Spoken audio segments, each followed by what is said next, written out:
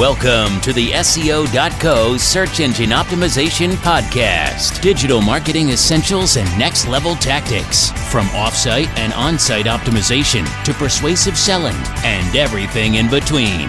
You'll learn actionable tips on what it takes to outright and outrank your competition.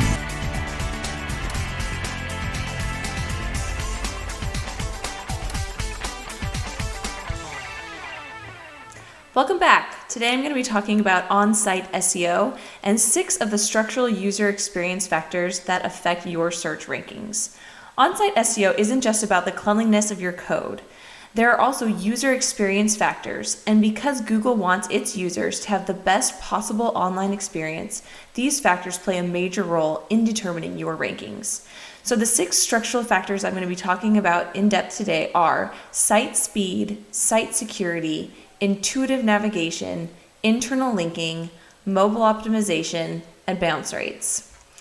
So to start, site speed. Site speed isn't going to make or break your search visibility, but it is an important factor with optimizing. The speed at which your page loads plays a significant role in whether or not a user feels satisfied with their chosen search result, so Google takes it seriously. Because the majority of searches are now performed on mobile devices, site speed is even more important. Mobile devices tend to be slower than their desktop counterparts, so every second counts. Take the time to regularly clean up your site and run speed tests to make sure that nothing is interfering with your load times. You can also install a good caching plugin and make sure that your hosting is in order. Delete any unused drafts or images and compress the images that you do have to take up as little space as possible. Another tip is your site security. The security of your site is also important. When people think of site security, they usually think of e-commerce platforms, which regularly collect credit card and payment information from their users. But this isn't the only type of site that needs some level of security. In fact, Google currently gives a small ranking boost to sites with SSL encryption, which is denoted by the S in the HTTPS URLs. If you want to get the most visibility for your site, it's an easy one-time change that can help you ensure the greatest possible domain authority. The next tip is intuitive navigation. The navigation of your site also matters. Every page in your site should be easily accessible through an intelligently structured system of menus and submenus. In your main navigation, you should have 4 to 6 different main categories, including a contact page so that people can get a hold of you, each broken down into submenus or subpages as appropriate. These should be logically organized in a way that any unfamiliar user should immediately know where to go for their needs.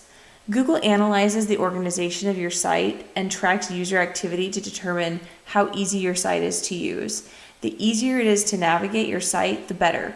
So run user experience tests to improve your structure and provide the best layout for your visitors. Next, I wanted to talk about internal linking.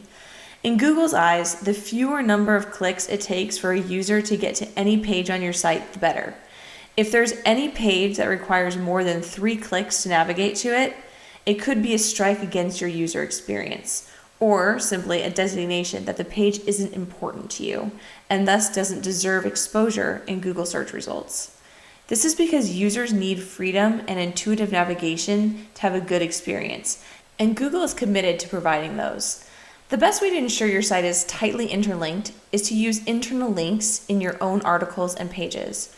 Whenever you post a new article or create a new page, consider it as an opportunity to fortify your existing interlinking strategy.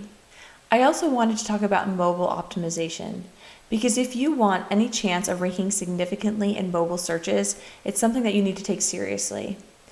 Because mobile searches are so popular, Google has now made it mandatory for sites to be mobile friendly.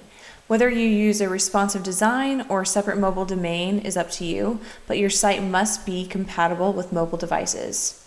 And while you're at it, make sure that your site is optimized for all the different web browsers as well. The last topic I wanted to touch on today is bounce rates. Remember that bounce rates are taken into consideration for your search visibility as well. If a user comes to your site through Google and leaves right away, such as by clicking the back button, Google knows about it, and it takes it as a subjective sign that your site didn't offer the user what they were looking for, or a good user experience. It's a way for the search giant to measure the factors of your site that the Googlebot can't see. For example, is your site entertaining? Is your site well designed? Do you let your users know who you are and what you do immediately in a pleasing or intriguing way? These qualities can't be objectively measured, but they can be optimized to ensure the greatest possible user experience, and they can play a role in determining your rank. User experience should be your top priority, and not just for SEO. Implementing new designs, features, and structures that give your users a great experience will help your site to rank higher.